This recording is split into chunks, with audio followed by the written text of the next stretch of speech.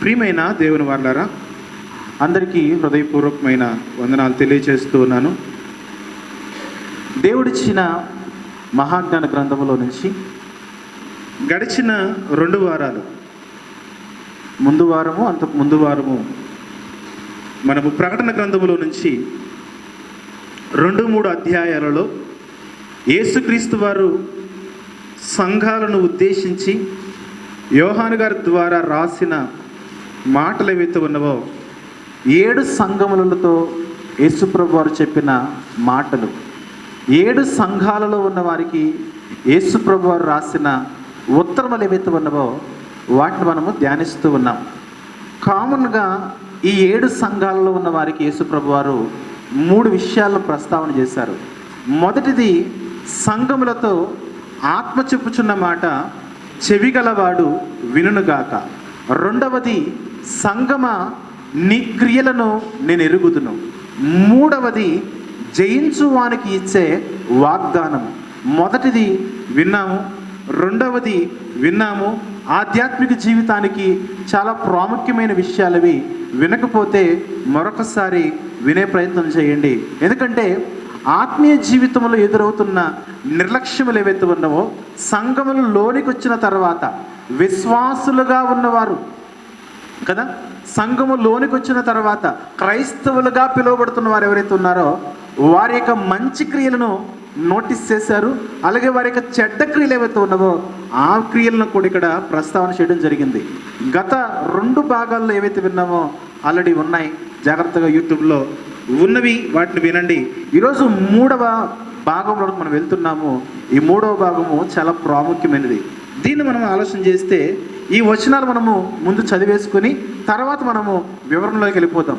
జయించు వానికి ఇచ్చే వాగ్దానం గురించి యేసుప్రభు వారు మాట్లాడుతున్నారు. 2వ అధ్యాయము 7వ వచనం చూసినట్లయితే 2వ అధ్యాయం 7వ వచనంలో చదవండి. చెవిగలవాడు ఆత్మ సంగములతో చెప్పుచున్న మాట వినుగాక. జయించు వానికి దేవుని పరదేశులో ఉన్న జీవవృక్ష ఫలములు భుజింపనిత్తును. మీరు గమనించండి, ఇక్కడ 7 సంఘాలకు ఏవైతే వాగ్దానములు యేసుప్రభు వారు ఇస్తున్నారో ఈ వాగ్దానములు అనేవి సాధారణమైన క్రైస్తవులకు కానీ నామకార్థ క్రైస్తవులకు కానీ కేవలము ఆదివారం ఆరాధనకు వచ్చి వెళ్ళిపోయే క్రైస్తవులకు ఎంత మాత్రం కూడా అప్లై కావు. Note this point. ఇక్కడ ఏదైతే అంటున్నాడో, మీరు జయిస్తే పరదేశంలో ఉన్న జీవవృక్ష ఫలములు అన్నాడు కదా, ఇది కానీ అలాగే 11వ వచనంలో సంఘములతో ఆత్మ చెప్పుచున్న మాట చెవిగలవాడు వినుగాక. జయించువాడు 2వ మరణము వలన ఏ హాని ఉండదు. చూస్తున్నారా వాగ్దానములు? చూస్తున్నారా? ఈ వాగ్దానములు చాలా ప్రాముఖ్యమైన వాగ్దానములు.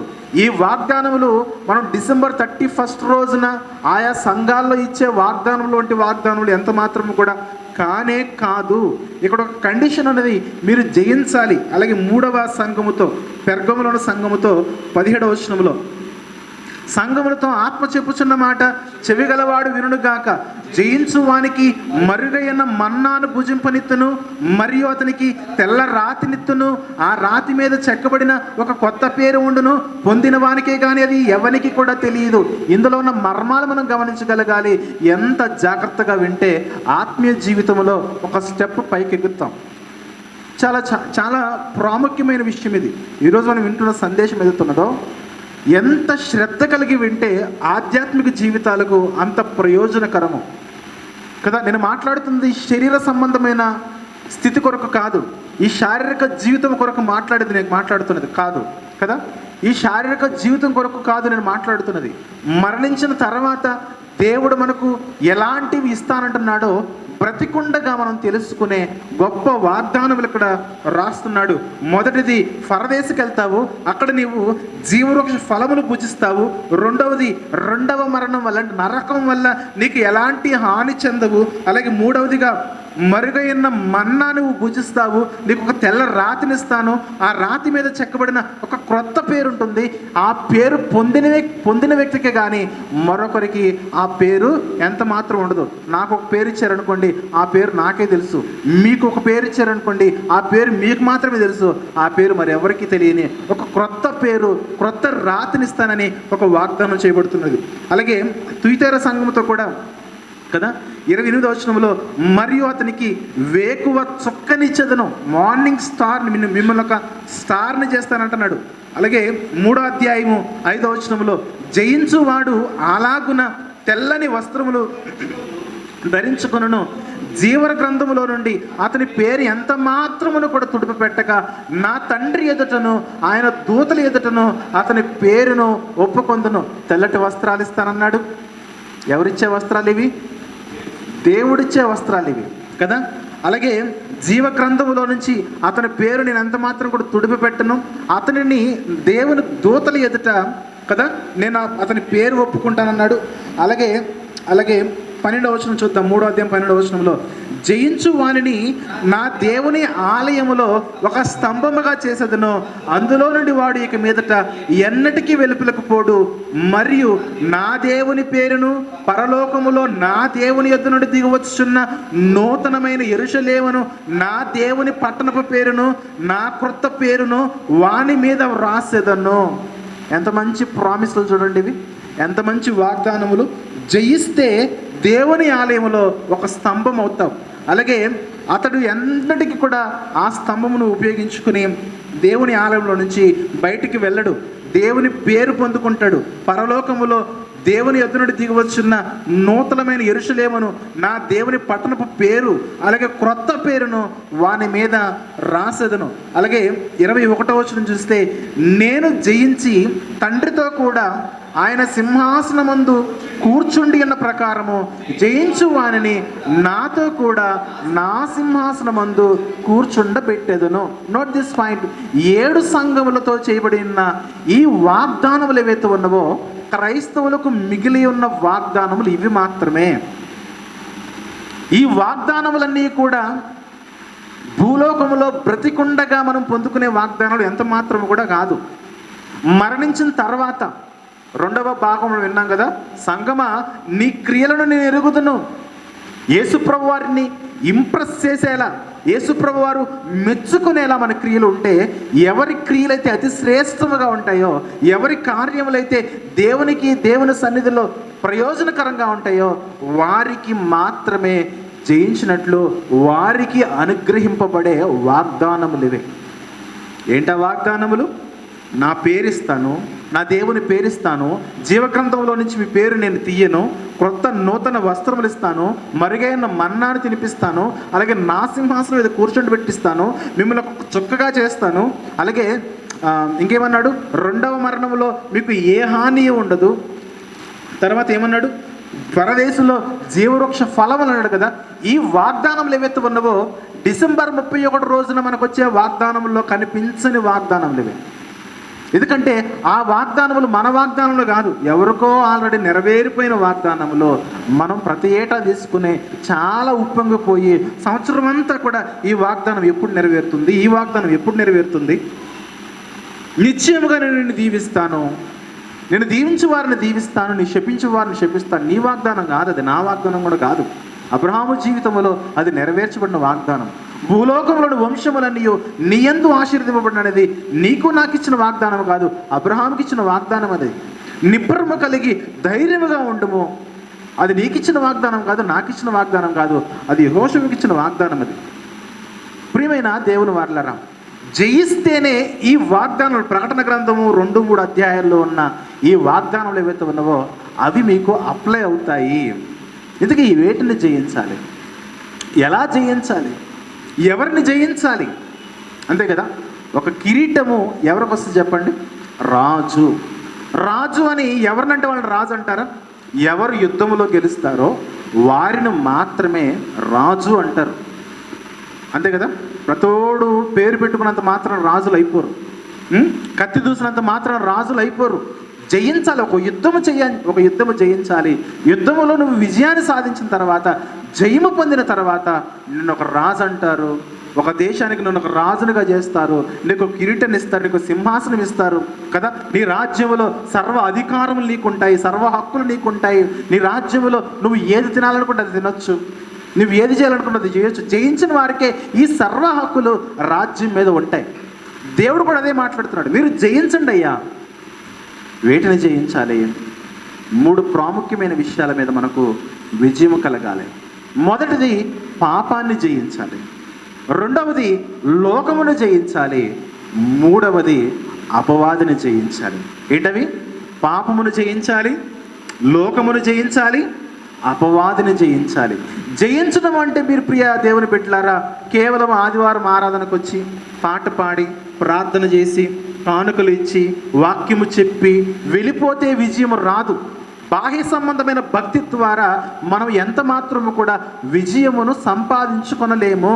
ఎందుకంటే ఇక్కడికి బాగానే వస్తాం, ఇక్కడ బాగానే పాట పాడతాం, ఇక్కడ బాగానే వాక్యం చెబుతాం, ఇక్కడ బాగానే వాక్యం వింటాం, ఇక్కడ బాగానే మందిరంలో ఏ పనిచ్చినా కదా, ఈ మైక్ ద్వారా వాక్యాన్ని ఉపదేశించే పని నుంచి కదా చిట్ట చివరి ప్రతి చిన్న పని కూడా మనం చేస్తూ ఉన్నాం.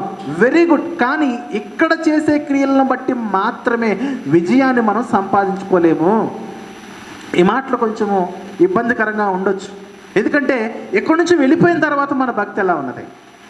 ఈరోజు మనం ఇక్కడ ఏదైతే చేస్తున్నామో ఇది బాహ్య సంబంధమైన భక్తి, ఇది బాహ్య సంబంధమైన భక్తి. మరి పోరాటములు ఎవరు చేస్తారు? యుద్ధములు ఎవరు చేస్తారు? ఎవరికి విజయము?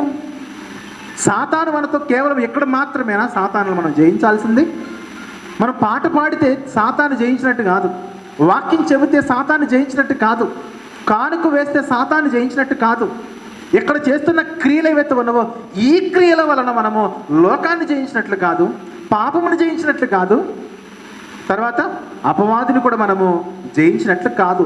ఇక్కడ మనం చేస్తున్న క్రియలు ఏవైతే ఉన్నవో ఈ క్రియల ద్వారా మనము దేవునిని స్తుతిస్తున్నాము, ఈ క్రియల ద్వారా మనము దేవుణ్ణి ఆరాధిస్తున్నాము, ఈ క్రియల ద్వారా మనము దేవుణ్ణి మహిమపరుస్తున్నాం. అంతే.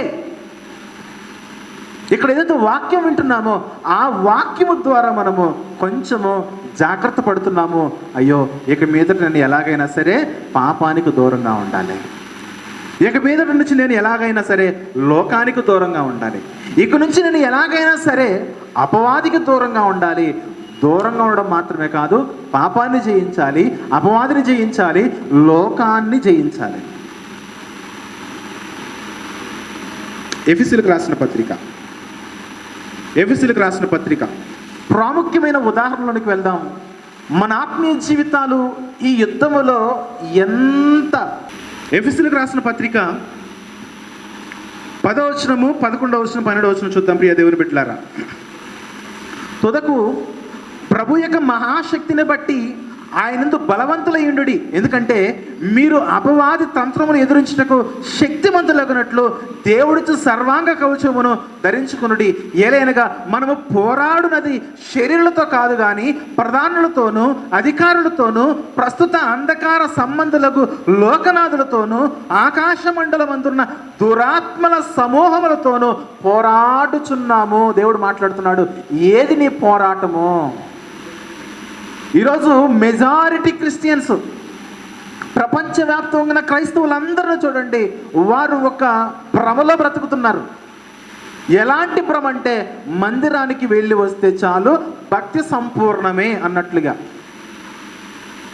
మరికొంతమంది ఆ మందిరానికి వెళ్ళకపోతే ఏమవుతుంది, ఇక్కడ లేడా దేవుడు అనుకుని తమకు తామే సర్టిఫికెట్లు ఇచ్చేసుకుని తమ భక్తిని తామే పెంపొందించుకున్న వారి జాబితాలో కూడా క్రైస్తవ్యంలో లేకపోలేదు. పోరాటం గురించి మాట్లాడుతుంది బైబిల్ మాట్లాడుతున్నది సాదా సీదా ఈ భక్తి గురించి కాదు. బైబిల్ మాట్లాడుతున్నది మనము ఏదైతే అవలంబిస్తున్నామో, ప్రస్తుతం మనం ఏ భక్తులైతే ఉన్నామో ఈ భక్తి గురించి బైబిల్ మాట్లాడట్లేదు. మనం ఈ భక్తి చేసే గొప్ప అనేసుకుంటున్నాం, మనం ఈ భక్తిని ప్రదర్శించి గ్రేట్ అనుకుంటున్నాం, మనకు మనమే సర్టిఫికేట్స్ ఇచ్చుకుంటున్నాం, మనము మన స్వనీతిని వెతుక్కుంటున్నాం. నా మాట ఈ లోకంలో మిమ్మల్ని డెవలప్ చేసే మాట కాదు. నా మాట, నేను చెబుతున్న వాక్యము ఈ లోకంలో మిమ్మల్ని గొప్పవారిని చేసే వాక్యం నేను చెప్పను. ఎందుకంటే దాన్ని చెప్పమని దేవుడు నాకు ఈ పని ఇవ్వలేదు. ఈ పని నాకు ఎందుకు ఇచ్చాడనంటే, నాయన నా కుమారుడా, నీ ద్వారా ఎంతమంది అయితే వాక్యం వింటున్నారో ప్రత్యక్షంగా కానీ పరోక్షంగా కానీ వాళ్ళందరూ కూడా ఒక అవగాహనకు రావాలి, ఒక అటెన్షన్లో ఉండాలి, శ్రద్ధ కలిగి ఉండాలి, ఏకాగ్రత కలిగి ఉండాలి. మరణిస్తే జయించే వారి జాబితాలో వారి పేర్లు ఉండాలి, వాళ్ళ నా దగ్గరికి రావాలి, వారు నా పేరు పెట్టుకోవాలి. నేనిచ్చే మరుగైన మన్నాను పూజించాలి, నా సింహాసనం మీద ఉండాలి. నరకాల్లో వారికి ఎంత మాత్రం కూడా హాని ఉండదు. నరకానికి వెళ్ళే జాబితాలో వారు ఉండరు. నా జీవ గ్రంథంలో వారి పేరు ఉంటుంది. కాబట్టి నెక్స్ట్ లెవెల్, ఉన్నతమైన హై లెవెల్ ఏదైతే ఉన్నదో ఆ హై లెవెల్ భక్తిలోకి మనం కొనసాగించాలంటే పోరాటము అంటున్నాడు. ఎవరు పోరాడతారు? పోరాడేది ఎవరు? ట్రైనింగ్ చేసి వచ్చి ఇంటి దగ్గర కూర్చుని చక్కగా ఉదయాన్నే లేచి బ్రేక్ఫాస్ట్, మధ్యాహ్నం లంచ్, సాయంత్రం డిన్నరు కదా, ఇంటి దగ్గర ఏదో పనులు చేసుకుని సాదాసీదాగా బ్రతికేసే వాళ్ళు పోరాటం చేస్తున్నట్ట? లేదా బోర్డర్లోకి వెళ్ళి శత్రువులతో కత్తి దూస్తూ ప్రాణాలు పోయినా పర్లేదు, నా దేశం కొరకు, నా ప్రాంతం కొరకు, నా దేశ ప్రజల కొరకు నా ప్రాణాలను లెక్క చేయనని ఎవరు పోరాడేది చెప్పండి? సైనికులు. సైనికుల యొక్క దృక్పథం ఏంటంటే నేను ఏమైపోయినా పర్లేదు, నా దేశం బాగుండాలి. ఈరోజు మనం కూడా అంతే. మనం ఈ ఆత్మీయ యాత్రలో, విశ్వాస యాత్రలో మనకు విజయం కలగాలంటే మనము పోరాడాలి. దేనితో పోరాడాలి? పాపముతో పోరాడాలి. ఎక్కడ కూడా కాంప్రమైజ్ అవ్వకూడదు. పాపముతో పోరాడే విషయంలో కాంప్రమైజ్ అవ్వకూడదు. కొంతమంది మనల్ని ప్రేరేపించినప్పుడు మనం ఎంత మాత్రము కూడా నోటి ద్వారా కానీ, క్రియ ద్వారా కానీ, చేతుల ద్వారా కానీ, మన శరీరం ద్వారా కానీ, లైంగిక సంబంధంగా కానీ, వ్యభిచార సంబంధంగా కానీ, విగ్రహార్పితాలను తినే విషయంలో కానీ, చెడ్డ మార్గంలోనికి నడిచే విషయంలో కానీ ఎక్కడ కూడా మనము కాంప్రమైజ్ అవ్వకూడదు. హెబ్రీ పత్రికలో పౌలు భక్తుడు మాట్లాడిన ఈ మాట మనం చూద్దాం ప్రియులారా. మంచి ఉదాహరణలోనికి మిమ్మల్ని తీసుకెళ్తాను. వారిది పోరాటం అంటే మీ కళ్ళకు కట్టినట్లుగా వివరించే ప్రయత్నం చేస్తాను. అక్కడికి వెళ్ళే కంటే ముందుగా కొన్ని మాటలు మనం విందాం ప్రియులారా. హెబ్రీ పత్రిక 12వ అధ్యాయము 4వ వచనం చూస్తే మీరు పాపముతో పోరాడుటలో రక్తము కారునంతగా ఇంకా దానిని ఎదిరింపలేదు. అంటే పాపముతో పోరాడేటప్పుడు ఒకడు వచ్చి నిన్ను కోసేస్తూ ఉన్నా సరే నువ్వు పాపం చేయకూడదు. ఒకడు వచ్చి నిన్ను చంపేస్తున్నా సరే నువ్వు పాపం చేయకూడదు. అలాంటి భక్తి పోరాటం అంటే. మనం చీటికి మాటికి దానికి అబద్ధాలు చెబుతాము, చీటికి మాటికి దానికి మనం అలిగేస్తూ ఉంటాము, చీటికి మాటికి దాన్ని మనం కొనుక్కుంటూ ఉంటాము, చీటికి మాటికి మనం వ్యక్తులను ద్వేషిస్తూ ఉంటాము, ప్రతిదానికి మనము మనుషుల మధ్య గ్యాప్ పెంచుకుంటూ ఉన్నాము కదా. ఎఫెసు సంగతి ఏమన్నాడు? నీ మీద నేను ఒక తప్పు వచ్చున్నాను, ఎందుకంటే నీలో ప్రేమ లేదు. తర్వాత స్ఫురణ సంగతి ఏమన్నాడు? నీ శ్రమలను చూసి, నీ ఇబ్బందులను చూసి, నీ శోధనలను చూసి నువ్వు ఏమాత్రం కూడా అధైర్యపడకు. I with you. నీ శ్రమలు ఇంకా వస్తాయి, నువ్వు విజయం సాధించాలి. నీ శోధనలు వస్తాయి, నువ్వు పోరాడాలి. పెర్గముతో సంఘం అంటున్నాడు, ఇదిగో వ్యభిచార సంబంధమైన బోధ చేస్తారు, జాగ్రత్తలు చేస్తూ ఉన్నారు, వాటి విషయంలో మీరు పోరాడండి. విగ్రహార్పితాలు తినే బోధ ఒకటి ఉన్నది, వాటి విషయంలో జాగ్రత్తగా ఉండండి. బిలాము బోధ ఒకటి ఉన్నది, దా విషయంలో జాగ్రత్తగా ఉండండి. డబ్బు కొరకే సేవ చేసేవారు ఉన్నారు, అలాంటి వారి విషయంలో జాగ్రత్తగా ఉండండి. పోరాటం ఏది? ప్రతి చోట కాంప్రమైజ్ అయిపోతున్నాడు చూడండి క్రైస్తవుడు. క్రిస్టియన్ ప్రతి చోట కాంప్రమైజ్ అయిపోతున్నాడు. సంఘాలతో ప్రభు మాట్లాడుతున్న మాటలు మనం గమనించగలగాలి ప్రియ దేవుని బిడ్డలారా. సార్దీస్లో ఉన్న సంఘము చూడండి ఎలా ఉన్నది? జీవించుచున్నామన్న పేరైతే ఉన్నది కానీ మృతము. కొన్ని సంఘాలు ఎలా ఉన్నాయి అంటే ఉజ్జీవము లేదు, దేవుని వాక్యము లేదు, సత్యాన్ని వినేవారు లేరు, సత్యాన్ని వెంబడించేవారు లేరు. సత్యాన్ని చెబుతూ ఉన్నా కూడా ఈ ముచ్చట్లంతా నాకెందుకు, ఈ సోదంతా అని సత్యాన్ని విని హృదయంలో భద్రపరుచుకుని ఎంత పోరాటమైనా చేస్తాను, నేను యథార్థంగా బ్రతుకుతాను అని డెసిషన్ తీసుకునే వాళ్ళు ఈరోజు సంఘాల్లో కనిపించట్లేదు. నులివెచ్చని స్థితి, గోరువెచ్చని స్థితి. ప్రియా దేవుని బిడ్డలారా, బాగా గమనించండి. నేను చేయుచున్న బోధ ఏదైతే ఉన్నదో, నేను ఎన్నుకున్న మార్గం ఏదైతే ఉన్నదో, ఈ మార్గము ఇక్కడతో మిమ్మల్ని సంతృప్తి పరిచేది కాదు. మరణము తర్వాత మనందరినీ కూడా పరలోకమునకు నడిపించాలని నేను ఏర్పాటు చేసుకున్న, నేను ఎన్నుకున్న డాక్టర్ని ప్రియా దేవుని బిడ్డలారా. ఈ డాక్టర్ని కొంచెం కఠినంగా ఉంటుంది, ఎందుకంటే రక్తాలు కారుతాయి అన్నాడు. నిజంగా వాక్యాన్ని వెంబడిస్తే రక్తాలు కారుతాయి. సొంత భార్య నిన్ను వ్యతిరేకించవచ్చు, సొంత భర్త నిన్ను వ్యతిరేకించవచ్చు, సొంత తోబుట్టువులు నిన్ను వ్యతిరేకిస్తారు. ఎందుకంటే వాక్యానుసారంగా పాటించని, వాక్యానుసారంగా ప్రవర్తించని ప్రతోడు ఎవడి మీద పడతారు చెప్పండి? ఎవరు వాక్యానికి లోబడి తను తాను తగ్గించుకుని బ్రతుకుతారో వారిని ఎప్పుడు కూడా వీరు అణచివేస్తూ ఉంటారు. ఎసార్నో? ఎవరు వాక్యానుసారంగా బ్రతుకుతున్నారో వారిని అణచివేయడానికి లోక సంబంధులు, పాపపు సంబంధులు, దుష్ట సంబంధులు ఎప్పుడు కూడా వారిని అణగ దొరుకుతూనే ఉంటారు. చూడండి ఎందుకు? శ్రమలను ఓర్చుకోమన్నాడు. ఎప్పుడు వరకు? 10 దినములు ఓర్చుకో, మరణం వరకు అన్నాడు స్మరణ సంఘముతో. జయించు జయించు అంటే ప్రాణాలు పోయినా పర్వాలేదు కానీ పాపము మాత్రము చెయ్యకు. ప్రాణాలు పోయి, రక్తాలు కారి ప్రాణాలు పోయినా పర్వాలేదు కానీ దేవుని సన్నిధి నుంచి దూరము అవ్వకు. ప్రాణాలు పోయినా పర్వాలేదు కానీ లోకాన్ని జయించు. లోకములో ఏ పాపం ఉన్నది, లోకములో ఏ అనురాగం ఉన్నది, లోకములో ఏది నిన్ను పిలుస్తుంది, లోకము దేవుని నుండి ఏది నిన్ను దూరము చేస్తుందో నువ్వు జ్ఞానపూరితముగా కలిగి వాక్యానుసారంగా ఆలోచన చేయి. అపవాది నీ చుట్టూ తిరుగుతున్నాడు, అపవాది నీ ఇంటికి వస్తున్నాడు, నీ హృదయంలోకి వస్తున్నాడు. అపవాదిని జయించు. దేవుడిచ్చే సర్వాంగ కవచం ఒకటి ఉన్నది.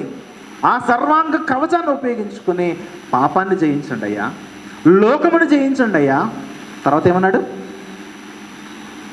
పాపమును, లోకమును, అపవాదిని మనము జయించగలగాలి. ఎగ్జాంపుల్ నెంబర్ 1, మొదటి ఉదాహరణ వేటిని జయించాలి అనే ఈ సీరియల్లో మొదటి ఉదాహరణ అది పాపమును, అది లోకమును, అది అపవాదిని. మొదటి ఉదాహరణ అక్షరానుసారంగా అబ్రహాము చేసినట్టు మనం చేయలేం. అబ్రహాము తన కుమారుణ్ణి బలిచ్చాడు. అబ్రహాము చేసినట్లుగా దేవుడు మనలను చేయమని చెప్పట్లే కదా. అలాగని అబ్రహాము చేసినట్లుగా మన బిడ్డలను మనం తీసుకెళ్ళి బలిచ్చే ఆ ఫార్ములా అనేది, ఆ సూత్రం ఈరోజు మనకు లేదు. అక్షరానుసారంగా హేబేలు వంటి క్రియలు ఈరోజు మనకు లేవు. హేబేలు ఏం చేశారు చెప్పండి? నిర్దోషమైన గొర్రె పిల్లలను తీసుకెళ్ళి దేవునికి బలిచ్చాడు. కాబట్టి అది కూడా మనకు అప్లికేబుల్ కాదు.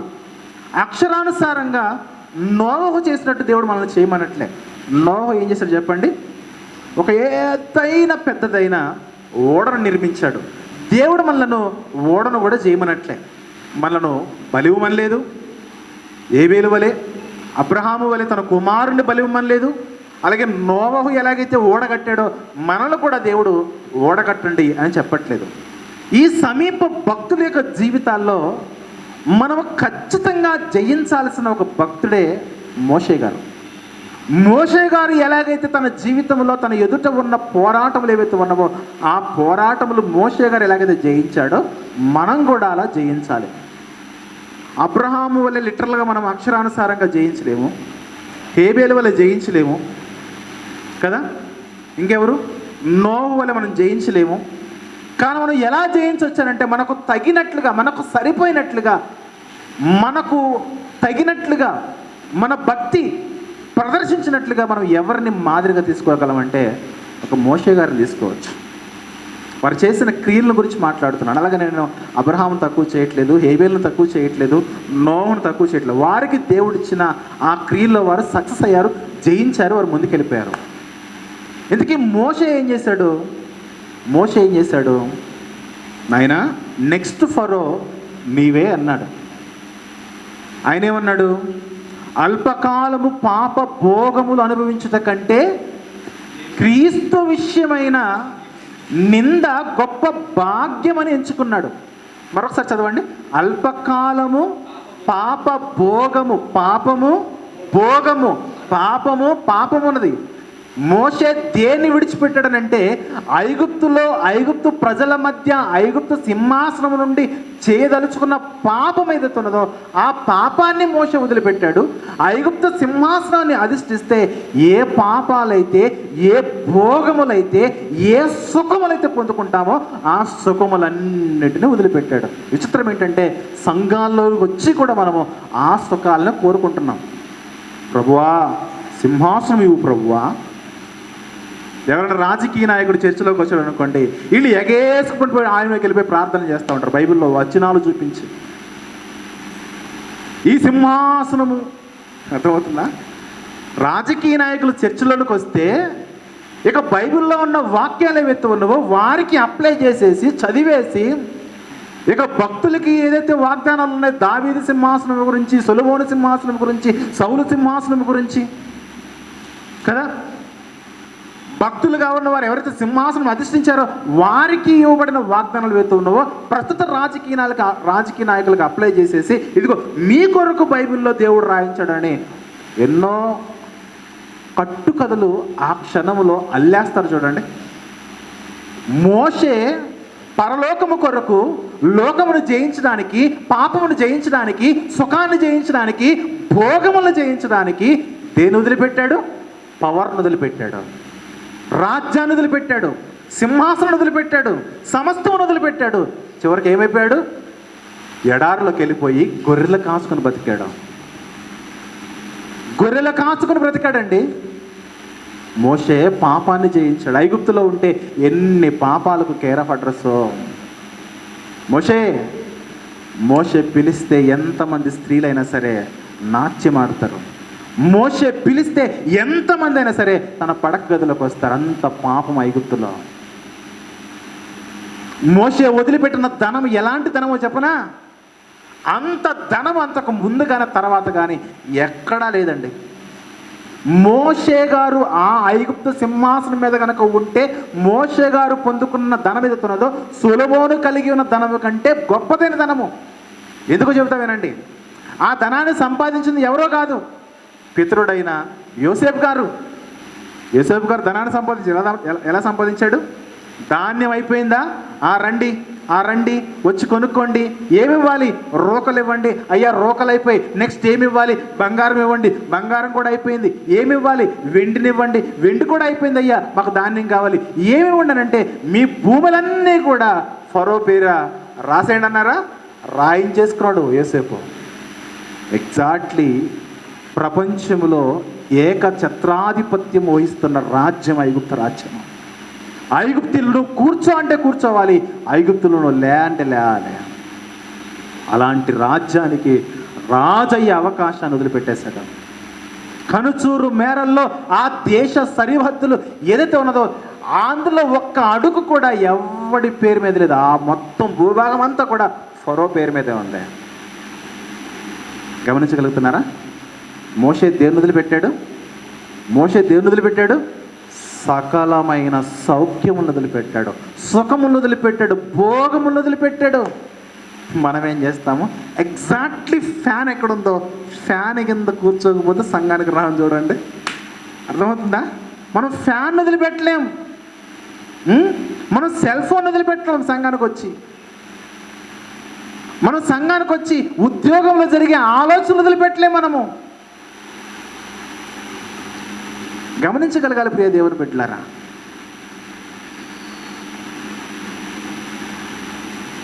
ఆలోచిస్తున్నారా? సుఖము అండి, సుఖము. ఐగుప్తులో ఏముందనంటే సుఖము. అటువంటి సుఖము ఈ కాలంలో ఎవ్వరికీ లేదు. నీ ఇంట్లో ఏసీ ఉందా? మంచి పరుపు ఉందా? పెద్ద హాల్స్ ఉన్నాయా? మంచి రూమ్స్ ఉన్నాయా? సుఖము. క్రీస్తు విషయమైన నింద కోరుకోగలవా? ఈ లోకంలో సకలమైన సుఖభోగములు విడిచిపెట్టి దేవుడు అనుగ్రహిస్తున్న పిలుపును చేతపట్టి దేవుని యొక్క చిత్తాన్ని నెరవేర్చుట కొరకు, దేవుని మందను కాయుట కొరకు నీ సుఖములను, నీ ఉద్యోగమును, నీ జీతమును, నువ్వు కలిగి ఉన్న సమస్తమును విడిచిపెట్టి దేవుని చేత ట్రైనింగ్ అవ్వడానికి అరణ్యములోనికి వెళ్ళిపోయి దేవుని చేత ట్రైనింగ్ పొంది మరలా దేవుని ప్రజలను నడిపించడానికి నీవు సిద్ధమా అని అడుగుతుంది లేఖనము. ఈరోజు ట్రైనింగ్ తీసుకుని వచ్చి సంపాదించుకోవడం నేర్చుకున్నారు, బిలాము బోధ చేస్తున్నారు. మేము కూడా ట్రైనింగ్ చేసామండి, మేము కూడా పరిశుద్ధాత్మ కలిగి ఉన్నామండి. మరి నీ ఇల్లు ఏంటి అంత లగ్జరీ ఉన్నది? పరిశుద్ధాత్మ కలిగి ఉన్నవాడు ఇల్లు అంత లగ్జరీగా ఉండదు. పరిశుద్ధాత్మ కలిగి ఉన్నవాడు అన్ని సుఖాలు ఉండడు. పరిశుద్ధాత్మ కలిగి ఉన్నవారు దేవునిలో, దేవుని చేత ట్రైనింగ్ పొందినవాడు, దేవుని చేత నిలబొట్టిన వాడు సుఖాలను వదిలేస్తాడు, భోగములు వదిలిపెడతాడు. మరి ఏం చేస్తాడనంటే, రక్తాలు కారినా పర్వాలేదు, నా దేవుని చిత్తాన్ని నెరవేర్చడం కొరకు నేను ఒక మంచి సైనికుడినై యుద్ధములో నేను జయిస్తాను, లోకాన్ని జయిస్తా, పాపాన్ని జయిస్తా, అపవాదిని జయిస్తా. Example number 2.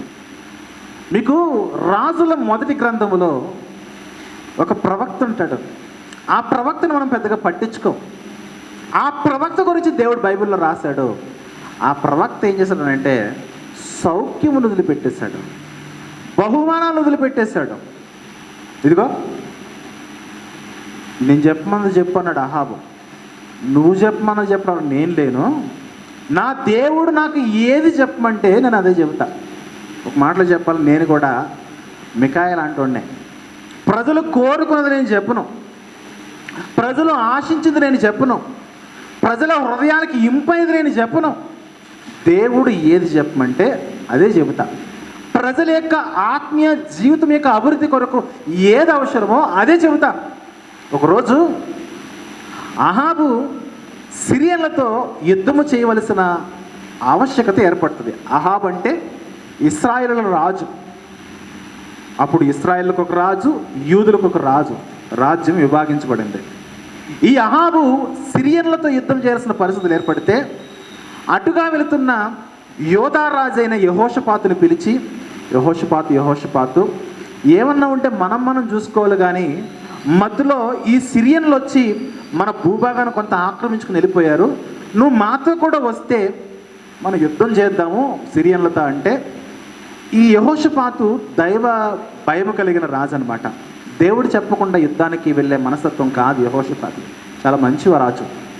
యోధా రాజుల్లో ఎంతో కొంత మంచి రాజు అనమాట. ఈ యెహోషాపాతు అంటాడు, సరే ఈ ప్రాంతంలో ఎవరైనా ప్రవక్త ఉన్నాడా అని అడిగితే అహాబు చెప్తాడు, మికాయా అనేవాడు ఒకడు ఉన్నాడు, కానీ ఆడెప్పుడు కూడా నాకు ఫేవర్గా చెప్పడు. ఆ ప్రవక్త ఎప్పుడు కూడా నాకు అనుకూలంగా చెప్పడు, ఏమేమో నన్ను ద్వేషించి పిచ్చిగా మాట్లాడుతూ ఉంటాడు, నాకు ఎప్పుడు కూడా నెగిటివ్గా చెబుతూ ఉంటాడు, నాకు అనుకూలంగా ఒకసారి కూడా అతడు చెప్పలేదనంటే, మరి ఎవరున్నారనంటే, ఇదిగో నా దగ్గర బయలు ప్రవక్తలు 400 మంది ఉన్నారనంటే వాళ్ళు వచ్చి చెబుతారు, ఏం పర్లేదు రాజా, నువ్వు సిరియన్ల మీదకి యుద్ధానికి వెళ్ళిపో, నీకు విజయం అంటాడు. తర్వాత యెహోషాపాతుకి నమ్మకం కుదరలే. ఎందుకైనా మంచిది ఆ మికాయాని పిలవండానంటే మికాయాని పిలుస్తారు. ఈ 400 బయలు ప్రవక్తలు ఒకడు ఉంటాడు, సిద్కి అనేవాడు. వాడు మికాయా దగ్గరికి వెళ్ళి, ఇదిగో రాజుకు అనుకూలంగా పలుకు, రాజుకు అనుకూలంగా పలికితే నీకు బహుమానాలు వస్తాయి, నువ్వు ఎప్పుడు చూడని ధనాన్ని పొందుకుంటావు, ఎప్పుడు చూడని నగలను పొందుకుంటావు, ఎప్పుడు చూడని బంగారాన్ని పొందుకుంటావు, ఎప్పుడు చూడని సకల విధములైన సుఖాలను పొందుకుంటావు. అంటే ఈ మికాయా అంటాడు, నేను బిలాము వంటి వాడిని కాను, నేను బహుమానముల కొరకు నా దేవుని యొక్క వాక్యాన్ని వక్రీకరించి రాజును తప్పుదోవ పట్టించేవాడు నేను కాదు, దేవుడు నన్ను ఏది చెప్పమంటే అదే చెబుతాను. ప్రియ దేవుని బిడ్డలారా, మికాయా మీరు చూడండి, ఈ మికాయా అనే ఈ రాజుల మొదటి గ్రంథం 22వ అధ్యాయంలో ఉన్న మికాయా అనే ఈ ప్రవక్తను ఇశ్రాయేలుకు ప్రతికూలముగా బాలాకు రాజు యొక్క బహుమానములు కోరి తప్పుడు రాంగ్ డైవర్షన్ చేసిన బిలాము బోధన చూడండి. ఈ 2 బోధలు వేరు బోధలు. ప్రజల దగ్గర కానుకలు సంపాదించుకోవడానికి, ప్రజల నుంచి అనేక రకాలుగా మెప్పు పొందడానికి, మనుషులదైన సంపాదించుకోవడానికి, రాజుదైన పొందడానికి, ఆర్థికంగా డెవలప్ అయిపోవడానికి, లోకంలో అంతస్తుని పెంచుకోవడానికి ఈ బిలాము ఏదైతే బోధ చేశాడో అలాంటి బోధ నేను చేయనని, దేవుడు ఏది చెబితే అదే చెబుతానని తీర్మానం చేసుకున్న మికాయా ఈరోజు మనకు మాదిరి. ప్రియ దేవుని బిడ్డలారా, మికాయా దేని వదిలిపెట్టేశాడు? బహుమానాలను వదిలిపెట్టేశాడు. ఆ బహుమానముల వల్ల అతను పొందుకునే సుఖాన్ని, సౌఖ్యం వదిలిపెట్టాడు. మనము వదిలిపెట్టగలమా? జయించడం అంటే కత్తి తీసుకెళ్ళి ఇంకొకటి పేక కోసేయడం కాదు విజయం అంటే. దేవుని యొక్క చిత్తాన్ని నెరవేర్చడం కొరకు దేవుడి యొక్క మాట ఏదైతున్నదో ఆ మాట తూచ తప్పకుండా పాటిస్తూ ప్రభు దేన్ని విడిచిపెట్టామన్నాడో దాన్ని మనము విడిచిపెట్టగలగాలి. లోకాన్ని విడిచిపెట్టడం అంటే అదే ప్రియ దేవుని బిడ్డలారా. నా ఆత్మీయ జీవితానికి ఇదిగో ఈ పని ఆటంకంగా ఉంది, వదిలిపెట్టు. అర్థమవుతుందా? నా ఆత్మీయ జీవితానికి ఈ పని ఆటంకంగా ఉంది, వదిలిపెట్టు. మరి నేను ఎలా బ్రతకాలి? మికాయను పోషించిన దేవుడు నిన్ను పోషిస్తాడు, మోషేను పోషించిన దేవుడు నిన్ను పోషిస్తాడు. అరణ్యంలో 30 లక్షల మందిని 40 సంవత్సరాల పాటు పోషించిన దేవుడు నిన్ను పోషించలేడా? ఈరోజు నన్ను, నా కుటుంబాన్ని పోషిస్తున్న దేవుడు నిన్ను కూడా పోషిస్తాడు. దేవుని సన్నిధికి, ఆత్మీయ జీవితం యొక్క అభివృద్ధికి ఏది ఆటంకం ఉందో దాన్ని వదిలిపెట్టు. ఎలాగండి మేము అంటే దేవుడు దేవుడు దేవుడు. నువ్వు ఎవరిని చూసి బలవంతుడు అనుకుంటున్నావో? మీ యజమానులు అయి ఉండొచ్చు, సాతాను అయి ఉండొచ్చు, ఈ లోకపు శత్రువు అయి ఉండొచ్చు. వాడికంటే పైన ఒక ఆయన ఉన్నాడు. ఆయనే ముల్లోకములను పరిపాలిస్తున్న దేవుడు. నీకు కళ్ళ ముందున్న శత్రువు కంటే నీ శత్రువు నీకు బలవంతుడిగా ఉంటే ఆ శత్రువు నీకు లోబడిపోతున్నావేమో, లొంగిపోతున్నావేమో. నువ్వు లోబడాల్సింది, లొంగిపోవలసింది సాతాను దగ్గర కాదు. నువ్వు మోకరించవలసింది సాతాను దగ్గర కాదు. నువ్వు మోకరించవలసింది సాతాను కంటే బలవంతుడైన ఆ దేవుని దగ్గర మోకరించగలగాలి. మికాయ జయించాడు ప్రియ దేవుని బిడ్డలారా. అందుకే మికాయ గురించి జీవగ్రంథంలో, పరిశుద్ధ గ్రంథంలో ఆయన పేరున్నది. మన లైఫ్లో మనము ఎగ్జాంపుల్ నెంబర్ 3కి వెళ్తున్నాను. మన లైఫ్లో మనం సరిగ్గా ప్రార్థన చేసుకునే అలవాటు మనకుందా? మన లైఫ్లో సరిగ్గా ప్రార్థన చేసుకునే అలవాటు మనకుందా? ఉదయాన్నే లేచిన వెంటనే ఎంతమంది ప్రార్థన చేస్తున్నారు? మధ్యాహ్న కాల సమయంలో ఎంతమంది ప్రార్థన చేయగలుగుతున్నారు? రాత్రికాల సమయంలో ఎంతమంది ప్రార్థన చేయగలుగుతున్నారు చెప్పండి.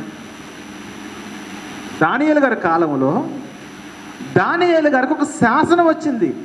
30 రోజుల పాటు ఈ రాజ్యంలో ఎవ్వరూ కూడా ఏ దేవునికి, ఏ మనుషునికి ప్రార్థన చేయకూడదనే శాసనం వచ్చింది. దానియేలు ఏం చేశాడు? ఇట్టి శాసనము రాయబడినదన్న సంగతి తెలిసినను దానియేలు తన ఇంటికి వెళ్ళి, తన గదిలోనికి వెళ్ళి ముమ్మారు మోకాళ్ళుని ప్రార్థన చేశాడు. నేను అడుగుతున్నాను, ఈరోజు మనకు ఏ శాసనం ఉంది? నువ్వు ప్రార్థన చేయొద్దు అనే శాసనం ఉందా? లేదు. కానీ మనము ప్రార్థన చేయము. నువ్వు చర్చికి వెళ్ళొద్దు అనే శాసనం ఉన్నదా గవర్నమెంట్ నుంచి? లేదు. కానీ మనం చర్చి మానేస్తాం. గమనిస్తున్నారా? మీరు సంఘంలో కూడుకోవద్దు అనే శాసనం ఉందా? లేదు. అయినా మనం సంఘానికి రాము. దేనికి భయపడుతున్నాం మనము? ఎవరికి భయపడుతున్నాము? లోకంలో మనం ఎవరికో భయపడితే, దేవునికి మనం భయపడకుండా మనం బ్రతికితే జయించినట్లు కాదు ప్రియ దేవుని బిడ్డలారా. ఇట్టి శాసనము, ఆ మాట ఎంత చక్కగా ఉంటుందో. గవర్నమెంట్ నుంచి, క్యాబినెట్ నుంచి, రాజు దగ్గర నుంచి ఇట్టి శాసనము రాయబడిన సంగతి అంటే ఎవరు కూడా ప్రార్థన చేయొద్దు అనే శాసనము రాసిన తర్వాత కూడా ఆ శాసనాన్ని ధిక్కరించి, ఏంటి శాసనాన్ని ధిక్కరిస్తే సింహముల యొక్క గుహలో వేయబడతావు. షడ్రకు, మెషకు, అబేద్నెగో విషయంలో ఏం జరిగింది చెప్పండి? నేను నిలవబెట్టిన ప్రతిభకు నువ్వు మొక్కాల్సిందే. నువ్వు మొక్కాల్సిందే. మొక్కకపోతే మండుచున్న అగ్నిగుండంలో వేసేస్తామంటే నువ్వు వేసుకో రాజా, నువ్వు వేసుకో. నీకు భయపడం మేము. నీకు, నీ తాటక చప్పుళ్ళకి, నువ్వు పెట్టే చిత్రహింసలకు మేము భయపడము. భక్తి అంటే అది ప్రియాలి దేవుని బిడ్డలారా. ఇది కాదు. సారీ అంటే మేము చాలా కష్టపడి సంఘానికి వస్తున్నాం, మీరు ఇది కాదంటున్నారనంటే నేను చెప్పాలి నా బాధ్యత. నా బాధ్యత ఏంటంటే మనం తెలుసుకోవాలి, తెలుసుకుని ఆ ప్రకారంగా జీవించాలి. మరణించిన తర్వాత మనము పరలోకానికి వెళ్ళాలి.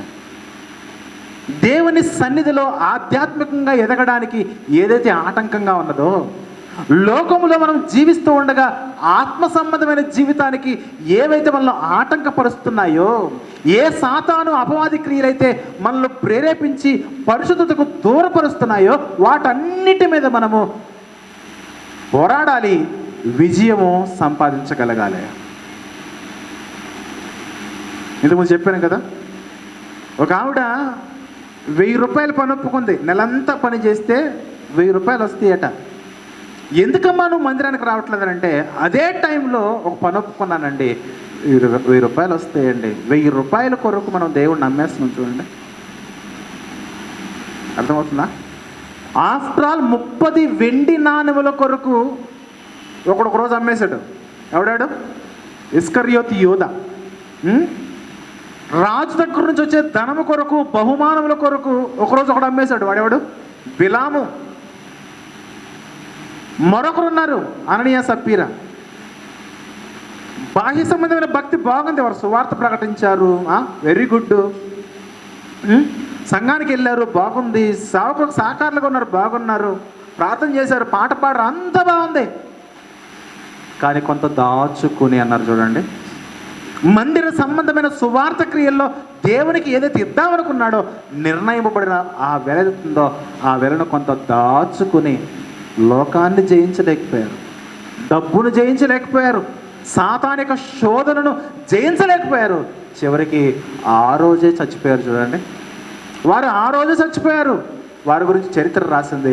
మనం ఏదో ఒక రోజు చచ్చిపోతాం, కానీ మరణించిన తర్వాత మనం జయించిన వారి జాబితాలో ఉంటామా, లేదా అందరూ బ్రతికేసినట్లు సాదాసీదాగా ఆర్డినరీ బస్సులో ఎక్కుతామా?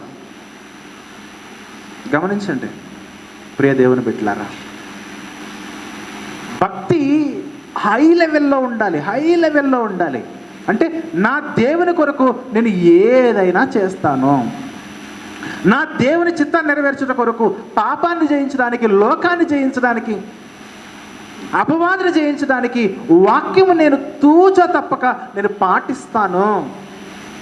ఒకరోజు ఒక ఆయన అక్కడ కూర్చుని ట్యాక్స్ కలెక్ట్ చేసుకుంటున్నాడు. యేసుప్రభు వెళ్తా ఉన్నాడు. మత్తయి బోధకుడా దానాయన అన్నాడు. ఆ పాపిష్టి సొమ్ము ఏదైతే ఉన్నదో దాన్ని విడిచిపెట్టి రా అన్నాడు. మత్తయి ఏం చేశాడు చెప్పండి? సమస్తమును విడిచిపెట్టి ప్రభువును వెంబడించాడు. అది భక్తి జయించడం అంటే. మీరు భలే చెప్తారులేండి, మేము ఎలా బ్రతకాలి అనే కదా మీ ఆలోచన. మేము ఎలా బ్రతకాలి అనే కదా. దేవుడు మనల్ని పని చేసుకోమన్నాడు. దేవుడు మనలను పని చేసుకోమన్నాడు. ఒకవేళ ఆ పనే గనక నీ భక్తి జీవితానికి ఆటంకమైతే ఆ పనిని వదిలిపెట్టి ఇంకో పనిలోకి రా. మత్తయి ఆ పని వదిలిపెట్టి ఏ పనిలోకి వచ్చాడు? ఆత్మలను పట్టే పనిలోకి వచ్చాడు. అప్పటి వరకు డబ్బులు పట్టుకునే పనిలో ఉన్నాడు, డబ్బులు కలెక్ట్ చేసుకునే పనిలో ఉన్నాడు. అది మొదలుకొని ఆత్మల కలెక్షన్ పనిలో ఉన్నాడు. పేతురు, యోహాను, యాకోబు ఏం చేస్తున్నారు?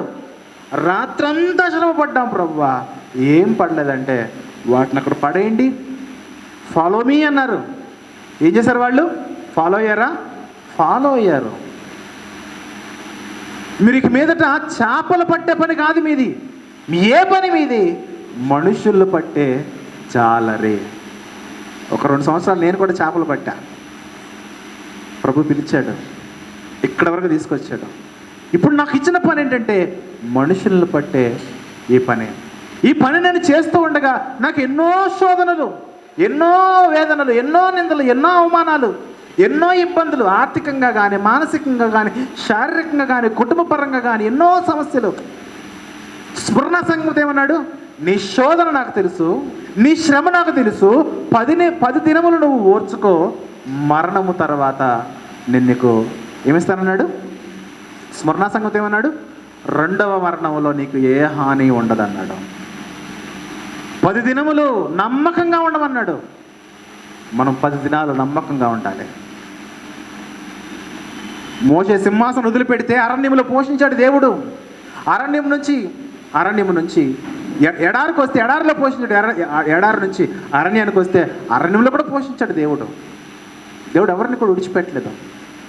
దానియేలు నిన్ను వేసేస్తామయ్యా అంటే వేసేసుకో అంటే నెక్స్ట్ ఏమైంది? దానియేలు పొజిషన్ పెరిగింది. ఈ దానియేలు బబులోను, పారసీక, మాదీల రాజ్యములో దానియేలు వర్ధిల్లుచుండెను. ఈ షడ్రకు, మెషకు, అబేద్నెగోలు తర్వాత కాలంలో ఇంకా అత్యున్నతమైన పొజిషన్లకు వారు వెళ్ళారు. దేవుడు నిన్ను నడిపించాలంటే ఇంకా మంచి పొజిషన్లోకి వెళ్ళి నడిపిస్తాడు. వాక్యం అర్థం చేసుకోండి దయచేసి. దేవుని యొక్క వాక్యాన్ని చక్కగా బుర్రలో పెట్టుకుందాము. దేవుని ఆత్మీయ ఈ యాత్రలో ఏదైతే ఆత్మీయ జీవితాన్ని నిర్లక్ష్యము లోనికి నడిపించేలా ఆ క్రియ, ఆ కార్యము, ఆ పని ఏదవుతున్నదో ఆ పని వదిలిపెట్టి దేవుని వైపు చూసి, ప్రభువా నేనేంటి ప్రభువా అంటే నువ్వేం చేయాలో నీకు జ్ఞానం ఇచ్చి మార్గాన్ని సరళం చేసి నడిపించేది దేవుడు. ఎక్కడ కూడా మనం కాంప్రమైజ్ అవ్వద్దు, ఎక్కడ కూడా రాజీ పడొద్దు. అలాగే మత్తయ్యని పిలిస్తే వదిలేశాడు, జక్కీని పిలిచాడా? జక్కీ వచ్చాడా? వచ్చాడండి. పేతురు యోహాన్లు పిలిచి రాత్రంతా చెరసాల్లో వేసేసి కొట్టేసి కుమ్మేసిన తర్వాత యేసు నామమును బట్టి మీరు ఎంత మాత్రం కూడా బోధించకూడదనంటే పేతురు యోహాన్లు జయించిందని చెప్పండి. ఈ లోక అధికారులు పెట్టే చిత్రహింసలు జయించారు, వారు చూపిస్తున్న భయాన్ని జయించారు, భయాన్ని జయించారు. మనం ఎవరికైనా సువార్త ప్రకటించగలుగుతున్నామా? మన ఇంట్లోనే మనం నమ్మకంగా ఉండగలుగుతున్నామా? మన ఇంటి వారి మధ్య మనం నమ్మకంగా ఉండగలుగుతున్నామా? మన సంఘములో మనం నమ్మకంగా ఉండగలుగుతున్నామా? మన ఈ సంఘము కొరకు, ఈ స్థానిక సంఘము కొరకు, ఈ సంఘం యొక్క అభివృద్ధి కొరకు మనము ప్రయాస పడగలుగుతున్నామా? మీరు భలే చెబుతున్నారు కానీ ఎప్పుడు వాక్యం ముగిస్తారని మేము ఎదురు చూస్తున్నాము అనేవారు కూడా లేకపోలేదు. లోపల వాక్యం ఏంటి? ఆత్మ సిద్ధమే కానీ శరీరము బలహీనము. శరీర బలహీనతను బట్టి మనము ఏం చేస్తున్నాము? ఎప్పుడు వాక్యం అయిపోతుందా అని మనం ఫోన్లో చూసుకోవట్లేదా? ఎప్పుడు వాక్యం అయిపోతుందా అని మన హృదయాలు మనం అనుకోవట్లేదా? శరీరాన్ని జయించకపోతే ఎలా? శరీరాశను జయించాలి, నేత్రాశను జయించాలి, జీవపు డబ్బమును జయించాలి. జయించిన వారికి ఏమిస్తానన్నాడు?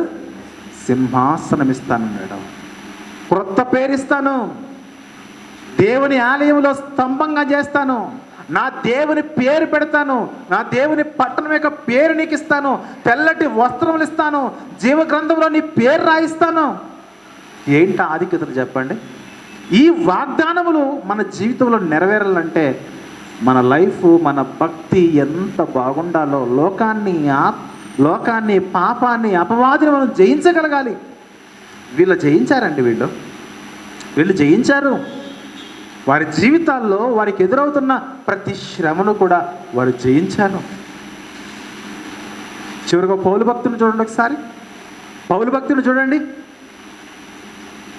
ఏంటి పౌలా నన్ను హింసిస్తావు అన్నాడు ప్రభు. ప్రభువా నువ్వెవరు ప్రభు అంటే నీవు హింసించుచున్నా యేసునే. ప్రభువుని ఇప్పుడు ఏం చేయాలంటే ఇదిగో అన్ని జనుల దగ్గరికి వెళ్ళి నా నామమును ప్రకటించు, సువార్త ప్రకటించనంటే యేసు క్రీస్తుని గురించిన అతి శ్రేష్టమైన జ్ఞానమును పొంద నిమిత్తము తనకున్నదంతా కూడా విడిచి పెంటతో సమానముగా ఎంచి ఏం చేశారు చెప్పండి? ప్రభువును ఫాలో అయ్యి, ఇదిగో ముందు ఈయన ఎంతోమంది కొట్టాడు, ఈయన తర్వాత ఈయన్ని ఎంతోమంది కొట్టారు, ఎంతమంది ఎన్ని రకాలుగా ప్రాణాలు తోడేస్తూ ఉన్నా సరే నదుల వలన ఆపదలు, సముద్రంలో ఆపదలు, అన్ని జనుల వలన ఆపదలు, స్వజనుల వలన ఆపదలు, ఆకలి, ఉపవాసం, దప్పిక, దిగంబరత్వం, చలి, మంట, ఎన్ని ప్రతికూలతలు ఎదురైనా సరే ప్రభు నామమును విడిచిపెట్టకుండా బ్రతికారు. చూడండి, నోట్ దిస్ పాయింట్. ఈ మాటలు ఏవైతే ఉన్నావో ఈ విని ఆలోచించాలి. దానియేలుకు సాధ్యమైంది నాకెందుకు సాధ్యం అవ్వట్లేదు? మోషే సాధ్యమైంది నాకెందుకు సాధ్యం అవ్వట్లేదు? షడ్రకు, మెషకు, అబేద్నెగోకు సాధ్యమైంది నాకెందుకు సాధ్యం అవ్వట్లేదు? పొట్టి జక్కయ్యకు సాధ్యమైంది నాకెందుకు సాధ్యం అవ్వట్లేదు? పౌలుకు సాధ్యమైంది నాకెందుకు సాధ్యం అవ్వట్లేదు? మికాయాకు సాధ్యమైంది నాకెందుకు సాధ్యం అవ్వట్లేదు? మనం అనుకోవాలి, ప్రభువా వాళ్ళకు సాధ్యమైంది నాకెందుకు సాధ్యం అవ్వట్లేదని అంటే వాళ్ళు నా నిమిత్తము వారి జీవితాలను త్యాగము చేశారయ్యా. వారు తమ కోసం అనుకోలేదు, తమ జీవితాన్ని నా నిమిత్తము బ్రతకాలనుకున్నారు. శ్రమైన, కష్టమైన, వేదనైన ఏదైనా సరే. గమనించగలుగుతున్నారా? వినాలి వాక్యమును మనము వినాలి. కేవలం రక్షణ పొందిన విశ్వాసులుగా ఉంటే ఉపయోగం లేదు. రక్షణ అనేది మన క్రియలను బట్టి వచ్చింది కాదు. రక్షణ అనేది మన క్రియలను బట్టి వచ్చింది కాదు.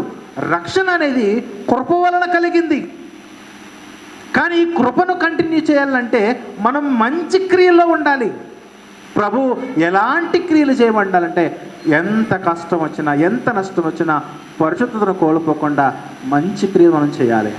నామకార్థ క్రైస్తవులు ఉంటే కాదు, కేవలము బాహ్య సంబంధమైన భక్తిని ప్రదర్శిస్తే కాదు, మన భక్తి నెక్స్ట్ లెవెల్లో ఉండాలి. సాధ్యమే అంటారా? సాధ్యమేనా? మోషే గారిలాగా ఐగుప్తు సింహాసనము కంటే, పాప భోగముల కంటే, సుఖభోగముల కంటే క్రీస్తు విషయమైన నింద గొప్ప భాగ్యమని ఎంచుకోవడం సాధ్యమే అంటారా? ఇక్కడ అనుకుంటే ప్రభువా నువ్వు ఏమైనా చేయగలవు ప్రభువా, ఆ వర్షన కాకుండా ప్రభువా ఇదిగో ఇంతకాలం నా కోసం నువ్వు చేస్తూనే ఉన్నావు, నేను నీ కోసం ఏం చేయాలి ప్రభువా, ఈ వర్షంలోకి రావాలి. మనం ఆ పాటను మనం ఎంత హైలైట్ చేసామండి. ఏమైనా చేయగలవు, కథ మొత్తం మార్చగలవు అనే పాటను మనం ఎంత హైలైట్ చేసాం చూడండి. మనం చేసింది కదా హైలైట్. అది సాతాను మన బాధ్యతను మర్చిపోవడానికి వాడు దేవుని క్రియను హైలైట్ చేశాడు. Note this point. అక్కడ మన బాధ్యతలు మర్చిపోయాం, సాతాను మన బాధ్యతలను వాడు మర్చిపోయేలా చేశాడు. ఏంటి మన బాధ్యత? మనం ఏం చేయాలి?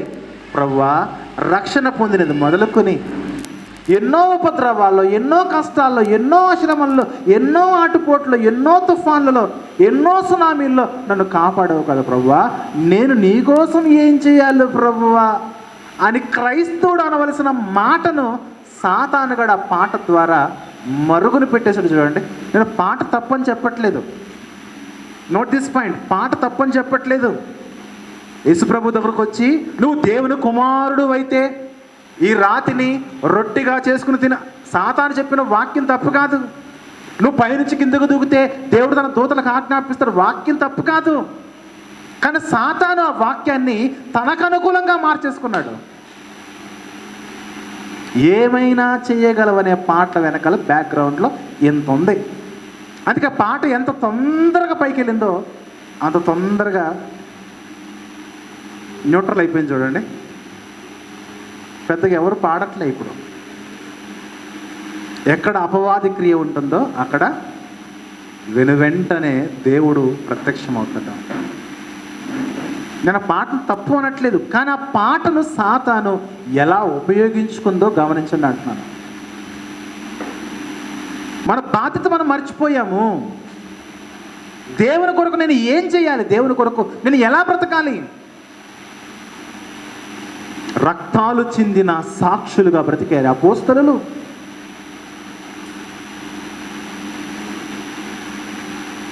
ఈ లోకంలో ఏ దాని మీద ఆశ లేకుండా లోకాన్ని జయించి, పాపాన్ని జయించి, అపవాదిని వాళ్ళ కాళ్ళ కింద తొక్కేశారు. చూడండి అపోస్తలులు.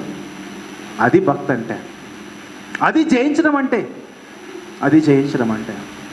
సాతాను ఎంత బలవంతుడో అనుకుంటున్నదేమో, వాడి బలము కంటే నా యేసుక్రీస్తు ప్రభు ఇంకా ఎక్కువైన బలవంతుడు, ఇంకా ఎక్కువైన శక్తివంతుడు.